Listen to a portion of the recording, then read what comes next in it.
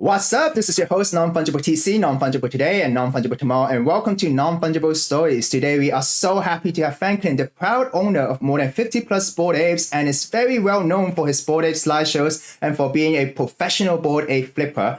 But not a lot is known about the person behind the gold-furred Bored Ape. And in this show, we are here to decipher the aerospace engineer behind the profile picture who worked on satellites and rockets. So without further ado, let us begin. So hello, Franklin. Thank you so much for being here. And to start off, can you share more about yourself before Web 3.0? Thank you. Yeah, before Web 3.0 or Web 3, I had a sort of a Web 2 background. I mean, and just in terms of having, social media like Facebook. But before then, I was just, working as an engineer. The pandemic hit in 2020, and that is sort of what got me interested in crypto and investing in stocks.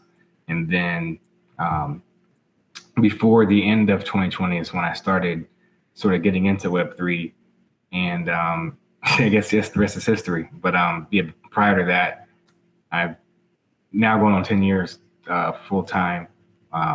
Out of college, well, a little over 9 years full-time out of college as a structural analysis engineer. Time just flown by very fast. And, but yeah, only in the past year and a half is when, past year and a half to 2 years is when I really got into the crypto space. And then maybe, I guess we officially termed it Web3 starting about a year and 3 months ago. Yeah, that's great. So how did you first come across NFTs and crypto?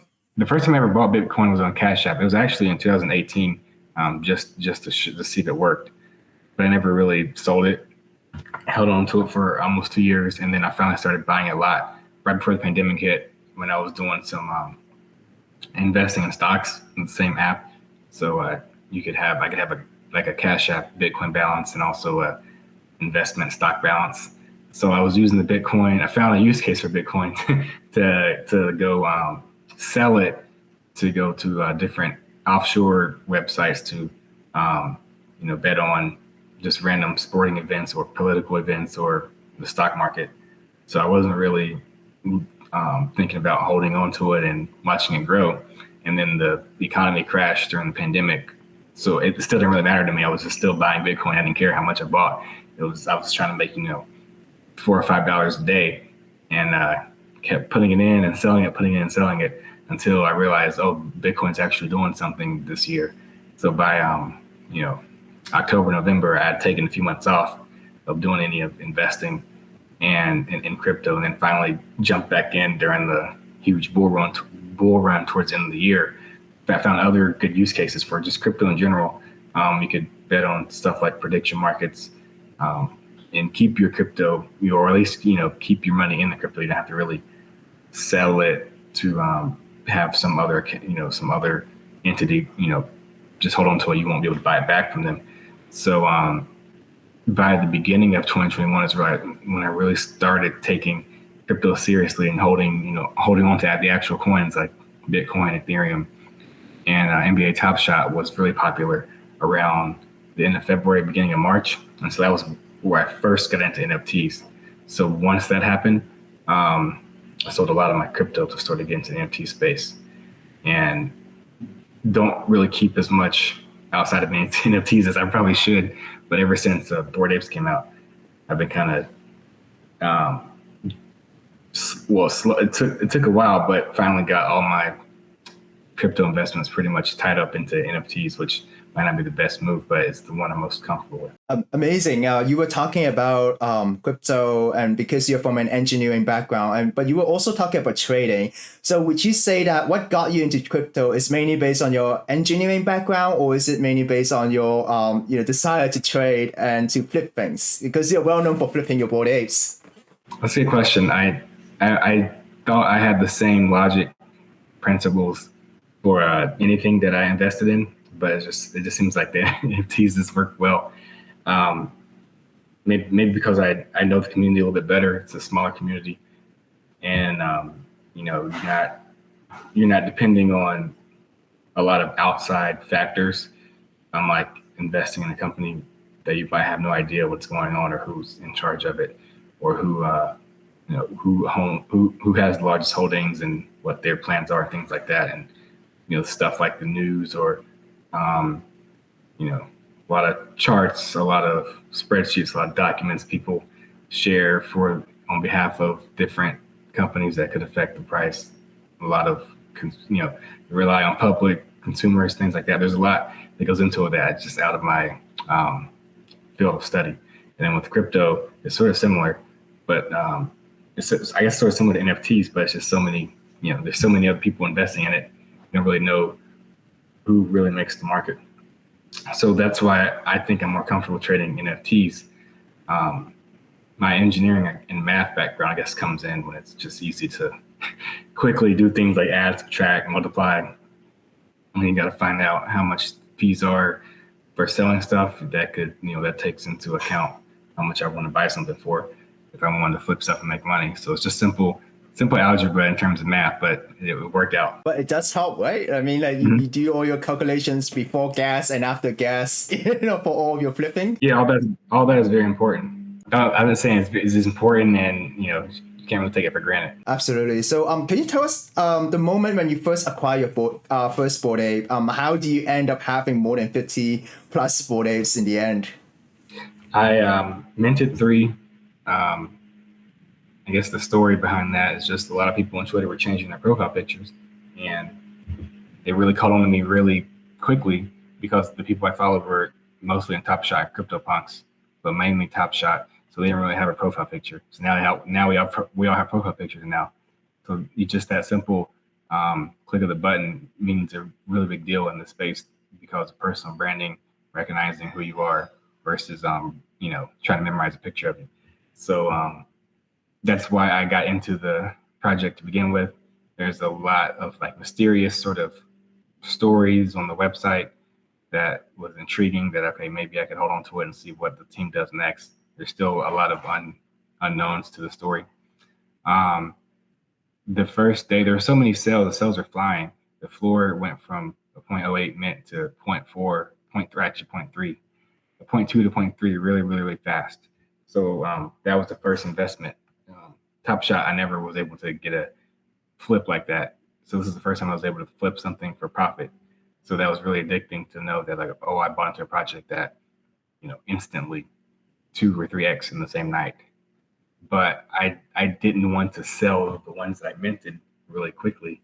I wanted to buy some more because I still thought they were underpriced. We were all America was sleeping. It was the middle of the night. I was just staying up and having a good time on Twitter and seeing all the sales is something I never really saw before on, in any NFT project other than Top Shot. But since this is on the on Ethereum blockchain, it's the first time I ever was on OpenSea and seeing sales fly like that. So I thought, all the records that they broke the first day was a really big positive sign for me. So I ended up having 30 after the first day, long story short, including the gold fur one. That's my profile picture. You ended up having 30 within the first day? Yeah, absolutely. I used some math to look up some rarities of the apes to find out if there were any steals or to help me target which types of apes to buy. And that was a pretty fun experience too. And it's just impressive how you diamond handed, like, are you still holding a majority of these 30 apes? I don't know for sure, but like for example, I sold 2 in the past couple weeks that I bought on May 1st. That was kind of sad to see them go, but they were above the floor price, so I got to make the business move. So, obviously the 3 that I minted, I sold one of them actually, but bought it back for double the price when the floor was like 1 or 2 ETH. So, other than that, there's some I might have bought, after the first day that I've held on to, but I'm at this point, because I have so many, it doesn't really matter when I bought the apes. It's just make sure I have the best apes at the best prices. So if somebody wants it more than I do, then they can have it. That's sort of the logic I apply. Yeah. Do you still keep the first 3 ape that you minted? Like, does it have like a really significant meaning to you? Yeah, it does. And I actually mutated M1, M2 for one of those 3. And I could easily just sell the mutants right now, but I just don't want to. It's like, oh man, that's a full set. I don't want to break that up. I've already broken up 2 of my other sets, which were from apes. One ape I don't even own anymore. Another ape I do still own, but I didn't mint it. Oh, amazing, amazing. And besides just apes, I mean, like, what is really amazing for you is that you actually joined Twitter in 2020, right? And now you have more than 112,000 followers. And all of this is just within a year or two. So what is your secret to building community and followers besides having Bored Apes and doing your slideshows? That's a good question. I think it's just making sure or for me, just doing things I like, doing what sharing things I like, especially with the apes. I did a ton of research at the beginning of it and shared a little bit, not everything, but wanted to share at least my love for the collection.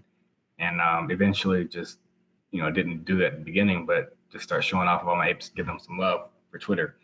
I think this is just speculation, but a lot of people that follow me, I guess nowadays, probably are a lot newer to NFTs than I am. Anybody who probably knew me for the past 12, 13 months probably has already followed me. So any new followers that just randomly pops on my page, I have to make sure that I can relate to them as well, and vice versa. So I don't want to go too far off the deep end in terms of NFTs where it's impossible for anybody to do what I do. I try to keep my trading habits and love for the space and enthusiasm very high, in order to make sure that somebody else who's following me for advice or following me for just to see how I'm doing, can actually do the same thing as well. And, I guess it's worked out so far. I mean, in addition, just having a ton of apes also helps, because there's not much more further up the food chain in terms of who has the best NFT personal collection. So that might be a reason why a lot of people follow me, to make sure I still keep up that collection, which can be a little stressful, but as long as I'm making good moves and I'm safe, then I can deal with it. Yeah, and I just wanted to ask you a question. And you're famous for the slideshow. Did you ask someone from Fiverr to make the slideshow for you? How did this happen? Like, why did this? What inspired you to do a slideshow of all your apes? That's a good question. I use a software called MATLAB, which is just a lot of engineers kind of picked that up in college. I use it at work, so it has really nothing to do with art in terms of what I use on my day-to-day basis. But I discovered how I can just import images and figure out how to stitch them together, and then export it into a slideshow. And it's just really, really basic. Nothing. It's probably easier to use a real Photoshop program or something, or a video program, than what I use. But since I'm so used to it, and it's sort of my, since I put it out so many times, people can recognize the format now. So now it's just become part of my personality to just type in some numbers and have it spit out a slideshow or collage, or even both. I just think that it is very funny thinking about it, because you said you use the software at work, right? So you are a aerospace engineer. You deal with rockets. You deal with rocket science, right? And now you're using rocket science. And the really cool thing is, at first I thought you used like Photoshop, Premiere, video editing software to do this, but no, you were using your engineering skills. You're using your programming skills to generate this. Mm-hmm. Exactly. So it comes full circle. The little classes that I didn't fall asleep in college pays off for Twitter content. Just amazing. Like, I think there's just so many layers to your story. I mean, like, how you started, and also what you're doing as a career, and also as a Bored Ape holder, and how you are creating content here. So besides flipping Bored Apes and doing slideshows, what else are you doing within the space? Not much, just hanging out on Twitter and enjoying myself. Being a voice for anybody who needs to speak out on stuff. So that I've learned that that's the quickest way to succeed, at least for me, is to hang on to what I got in terms of the apes, and know my lane, not really dabble in a lot of other stuff that I might not be as good at. So just continue to sharpen my skills on what I'm good at, to improve, just just getting that much better can take a long way. And I think, besides talking about contributing to the space, you were working with Vito to kind of come up with a list of the stolen apes. So you're kind of adding value back to your community. And so how do you do this? Like, what's your role in doing this Dune analytics dashboard with Vito? So I don't really know how to program Dune or make any lists there. So I wrote up a MATLAB script for him to run to basically just check every single website to see if the word suspicious or suspicious activity is on there. And if it is, then it populates his list. And if not, then it moves on. Or in a case of like a mutant that's not been minted, it'll just say, it's not marked as suspicious, but it doesn't exist. So I showed him how to it's pretty easy in OpenSea to change the URL to reflect another collection. And that's what I have for him for other projects for him to track. I think this is just another very amazing story because this is like you using your program experience to crawl the data, and also something that you learn from your work or your education to give back to the community. I mean, thinking back, this is done by someone who's working in the aerospace and engineering industry. So I do have a question. With more than 50 plus apes right now, what is your end goal? And also in your profile, you do say that you're building 57 apes, right? You're building apes. So what does it mean? Are you using these apes to do like a certain type of things? Like how are you building these apes? Oh, it was just a meme from KMoney69 on Twitter. He always did the building hands in his video. So after he did the building hands, I was like, okay, I'm all in. I'm building as well. So not really actually building anything like a huge project or nothing secretive like that. Any sort of building, I'll make sure people know that I'm actually working on it. So not really working on anything outside of space other than just working on ways to license my apes. So once we get deals announced, that could be the building part. So I have multiple meanings for that. So I think the building is more a meme thing, but you aren't really using these apps for like IP, like movie license deal, that type of stuff, commercial deals, not yet?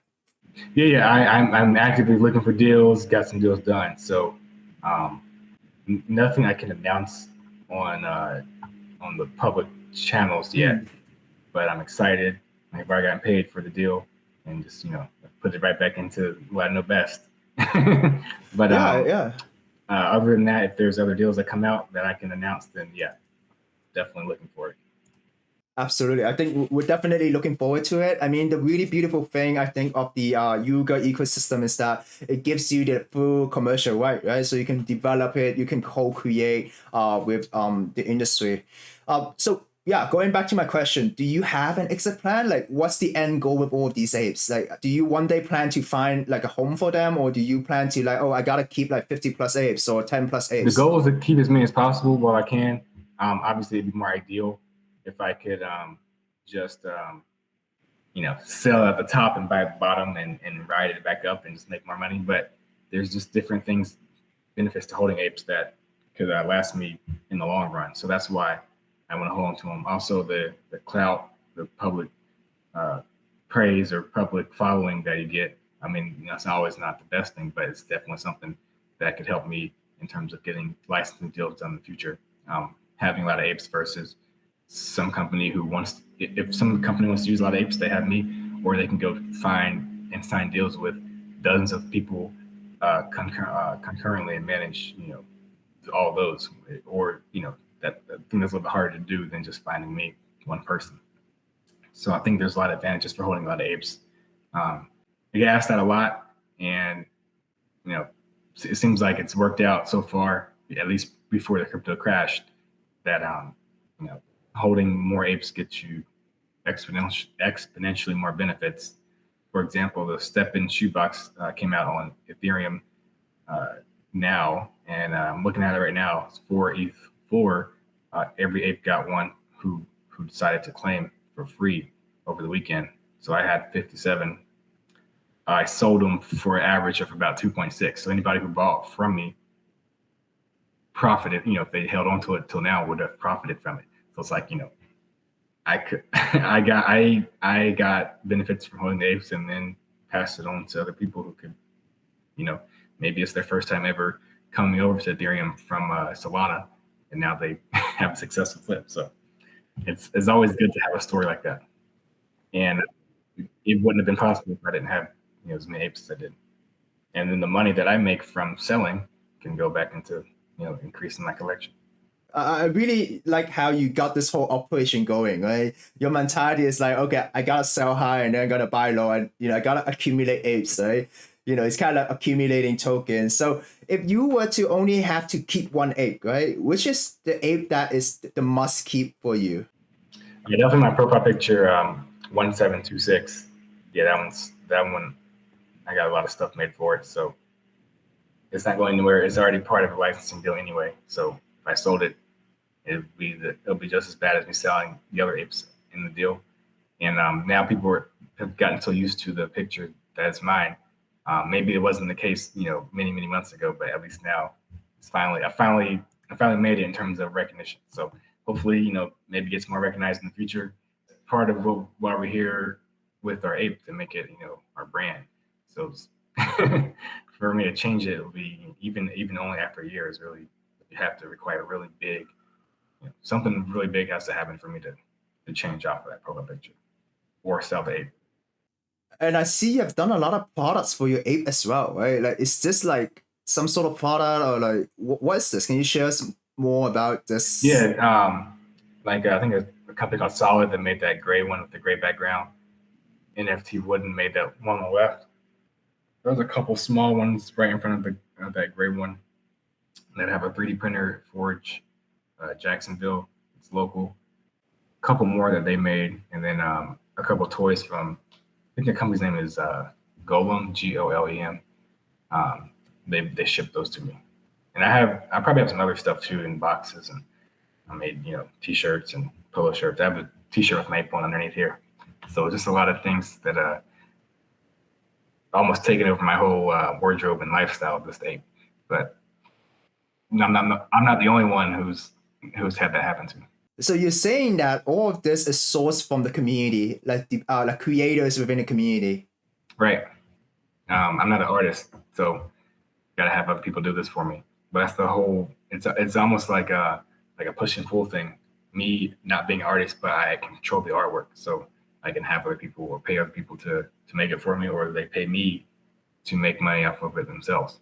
And this is a really good case for Web3 and also IP ownership, right? Because in Web2, like you have a very big IP like Marvel, you can't do this, right? You can't have like a third party, use your IP and print stuff like this. But now you are able to, and all of this comes from the Web3 community, right? It's all so community driven. It's also organic, like so natural. Right? So I think it's just amazing that you're sharing this as well. Absolutely. I mean, nobody can really make money if they're a Star Wars fan. They can't make money off of them being a Star Wars fan. But when in this Web3 era, in terms of licensing, if they're a fan of Bored Apes, they can make money from it. They can find an ape to have them licensed to them and create a business from it. So going back to yourself, as a aerospace engineer, like out of curiosity, because I was doing some research on you, and I saw this photo of you with President Obama.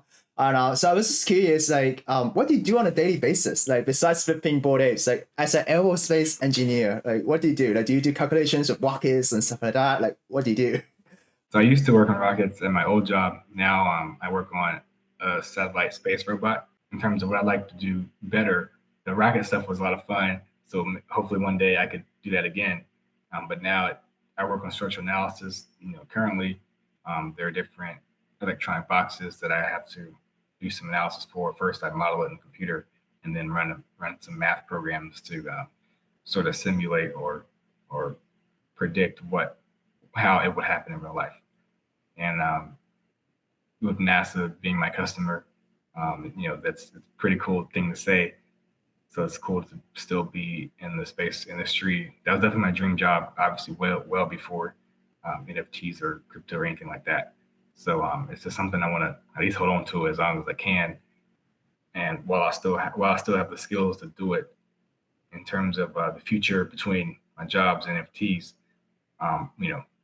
we just saw a huge crypto crash, so there's no reason for me to not have a job and and ride the crash out. So at least, I keep the best of both worlds if I can.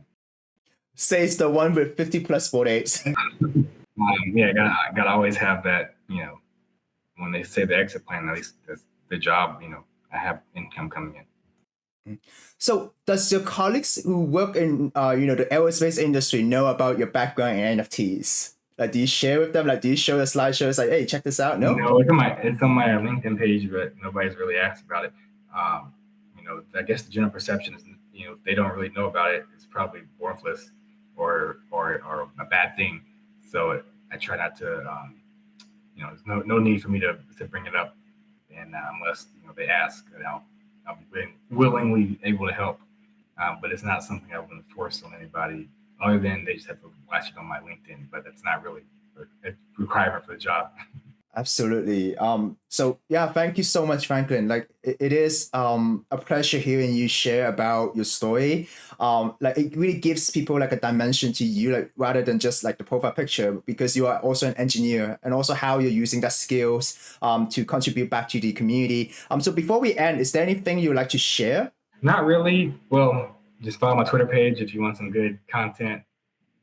I try to represent the community as much as I can. So if I was able to make this many apes, then you can just feel free to share it, to be a part of what I'm sharing. I'm not excluding anybody from being, either a Franklin fan or a supporter. That's just kind of how I would be. I try to look at the space as how I would be if I just joined. So if I just joined and somebody with that big of a holding, reach out to me or interact with me, I thought that'd be pretty cool, or be my friend. So I try to, pay it back.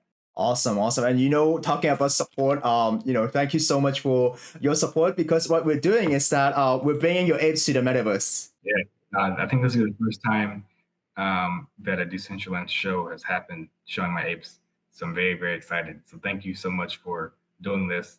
And but between the time that we conduct this interview and the time that you guys see it in the metaverse, who knows how many apes I'll have, or if I have the same amount of apes. That's how fast I move. Absolutely, yeah. If we look at the screen right now, we do have the event that's coming up in Saturday today. This is going to be the gallery we're going to share in the metaverse. You get to see Franklin's apes over here. And then by then, the video interview right now that we are recording is going to be premiered here. So the video is going to be premiered at 1 p.m. UTC on this coming Saturday. So it'll be so exciting to feature your ape, because probably this is the only gallery with the most Bored Ape by one single owner. Yeah, you definitely can flex that. If somebody wants to see a bunch of apes in the same location, they know where to go on Saturday, and it's a nice looking house too. Wow, so they're actually on multiple floors. I didn't see this earlier, so that was my first time seeing the second and third floors. Alrighty. Tons of apes. There's around 30 plus apes in total out of your 50 plus collection. So thank you so much for giving me the opportunity to show your apes, especially this. We are making history, I believe. I mean, not other side history, but Decentraland history. I mean, having other apes and putting on my Twitter profiles a lot, when there's some moments where I'm like, that's a lot of apes. Even though it's only 30, it's like, wow, that's quite the, I pat myself on the back for that one. But just seeing, I thought it was just the first floor and, just showing my top apes.